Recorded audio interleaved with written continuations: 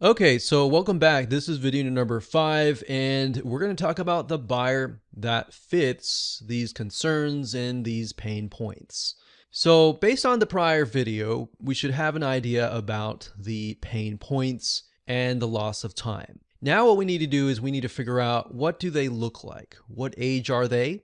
And what demographics are they? Now, with a security product, you could be all over the place, but what you're not trying to do is figure out what your buyer is, but who is your hungriest buyer. So when you really think about who is losing the most sleep at night, that is most likely your hungriest buyer. If you've got somebody who's like, yeah, I could use a security product, that would be something good, but they're not necessarily losing sleep, that might not be the buyer that you want to target. Because remember, you can't target everyone. You could have 10 different funnels going to different email autoresponder series and different video sales letters, but that's not your goal. You're trying to find the hungriest buyer, essentially. So we're going to do a few things that will help us figure that out. So let's take a look at what we wrote earlier. So now what I want you to do is ask yourself, what do these buyers look like? We're going to dig deeper into this, and you're going to see, like the next video after that, we're going to try to figure out what the typical day looks like. So we're going to dig that deep. And the reason why is because that's going to help you convert more sales when you can relate to somebody and they feel like they're reading your sales letter or listening to your sales video, and they feel like, wow, this person really understands me. They understand my needs. They understand why I'm up at night. Oh, I trust this person, I'm going to buy from them, versus they go to somebody else who's just trying to sell them and they don't really understand them. It's kind of like you walk into a store and somebody asks, hey, like, what do you need this for? Or let me give you a better example, a car dealership.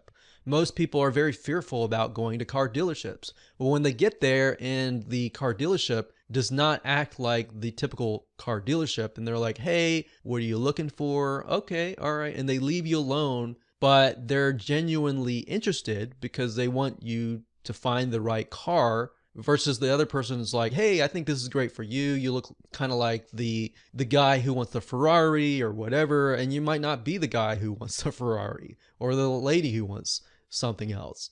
So that's why we're thinking listen versus speak. So most of the car dealerships that are assuming, they are seeing as speaking before listening. But a lot of car dealerships are actually trying to change into listening first before speaking. So what I want you to try to write out is the detail of how you envision them in your mind.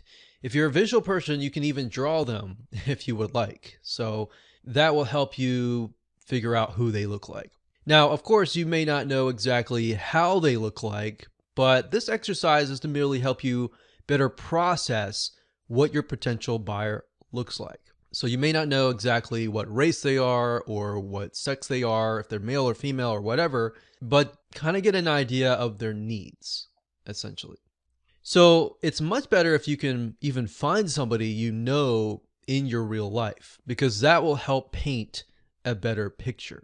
If you can do that, that will help you stick in your minds like, oh, okay, I need to talk to this person because they're interested in this product and service and they have specific needs. And that's why if you can do that, great. If you can't, then what you want to do is you want to try to find somebody who fits that and try to get on the phone with them and just talk with them. And you don't even have to speak. You just let them talk. So it's a counseling session. You have the right questions to ask them. All you have to do is talk to them. And most likely, if somebody is very passionate about a specific subject matter, they're going to talk and talk and talk for literally several hours. And guess what? They're going to walk away and they're going to feel like, wow, I was able to process through what is in my mind. But not only that, I'm getting paid for it. So if you sit down with somebody and you pay them whatever amount of money that you think is valuable, $10, $20, $30, $50, or 100, whatever you think is valuable for them, and get a genuine response from them, then that's going to help you down the road. Now, let's do a further analysis by doing some basic demographic research with a free Facebook ad tool. So obviously, in order to use this tool, you will need to have a Facebook account. But this is an amazing tool that will reveal some information that is the data that you need in the marketplace, such as who they are, what sex they are, where they're located, what they're earning, and all of that. Okay, so we're going to be using a tool called Facebook Audience Insights. Now, the URL I've noticed is a little different. Sometimes it's business.facebook.com and then sometimes it's facebook.com. So I can say the best way to get there is simply by logging into your Facebook account, looking for the Facebook Ads Manager, go there, and up at the top, if you click that button that says Ads Manager, you're going to see an option that says Business Settings, Ads Manager, Audience Insights, and Audiences. Now, if you're still not able to get there, you can also go to google.com and type in Facebook Audience Insights. And it really depends on where you're located, that URL can change. So you want to go to Audience Insights.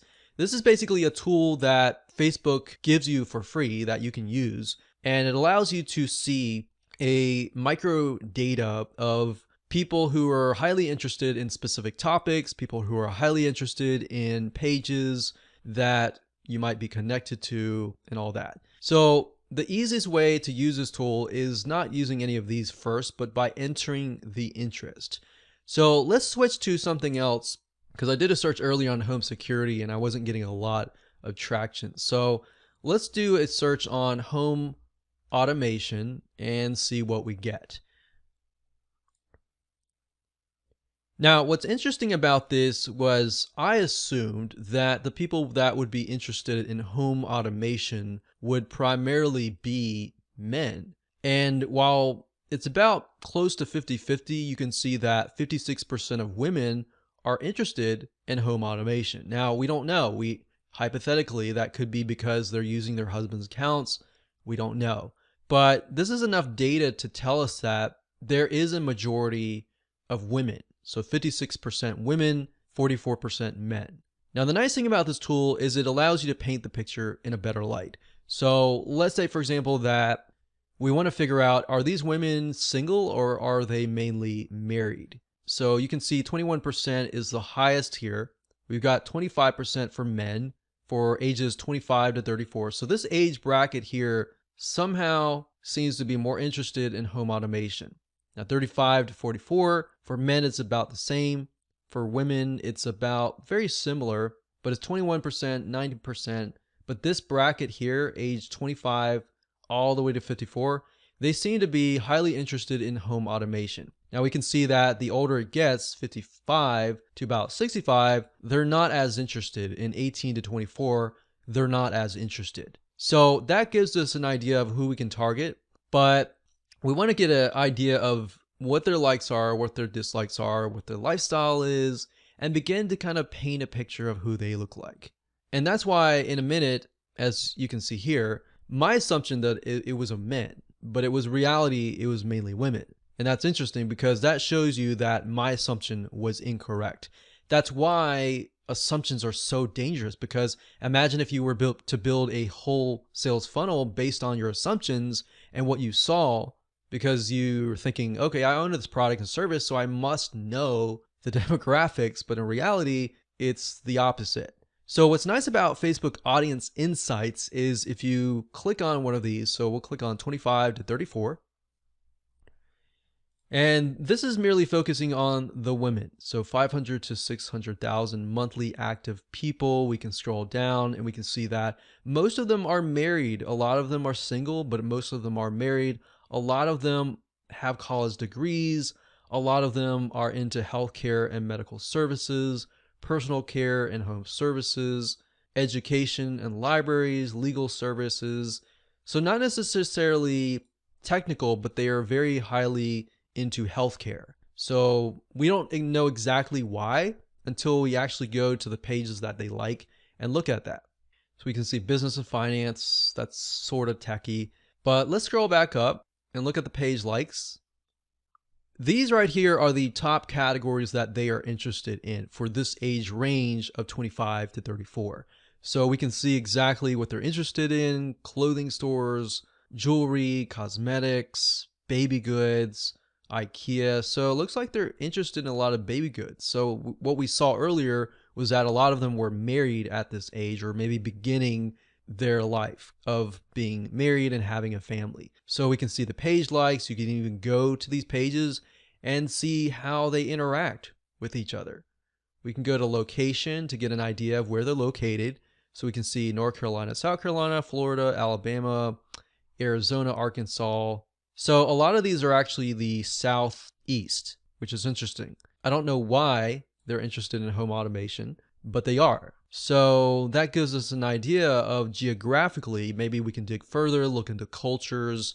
They look like Southern, so we don't really know why they're interested in home automation, but they are. If we click on activity, we can see how engaging they are. A lot of them comment, a lot of them likes. They don't do a lot of sharing, but they do click ads. A lot of them are using desktops or iPhones or Android. So they're using a lot of smartphones and they're using desktop computers.